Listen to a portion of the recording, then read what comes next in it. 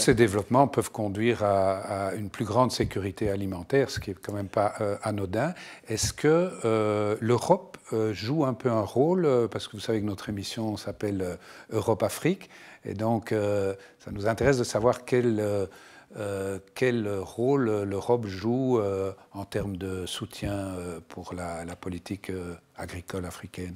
Je suis contente de cette question. Elle est pertinente parce que je travaille avec l'ancien commissaire pour l'agriculture, le commissaire Phil Hogan.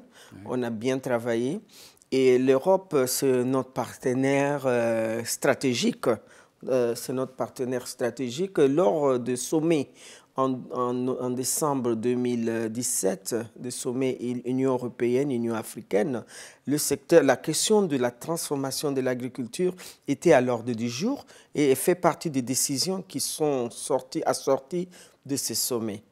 Donc, ce sommet prévoit la question de la sécurité alimentaire, la question de la transformation des zones rurales et tout. Et sur ce, nous avons, moi et mon collègue Phil Hogan, nous avons organisé une task force pour élaborer une stratégie de notre coopération entre les deux départements, c'est-à-dire le département de l'Union africaine et de l'Union européenne.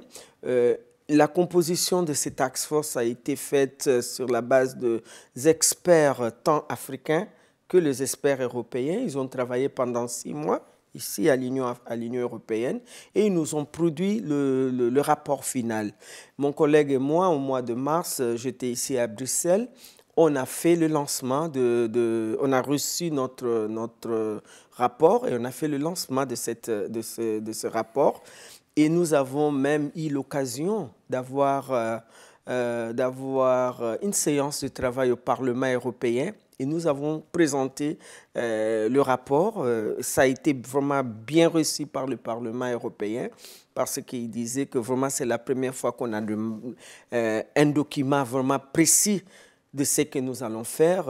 On a identifié quatre piliers stratégiques, dont le développement rural sur la perspective de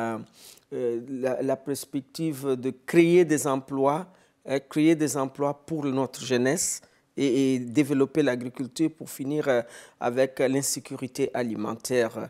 Donc, c'était vraiment, ce sont des piliers. On a regardé le problème de l'agriculture durable et la conservation des ressources génétiques, la création de l'agro-industrie et puis aussi le financement.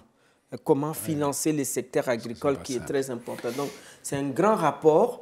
Et le 21 mars et le 21 juin, nous avons signé une déclaration politique à la FAO entre le Collège africain, le ministre de l'Agriculture africain et le ministre européen à Rome.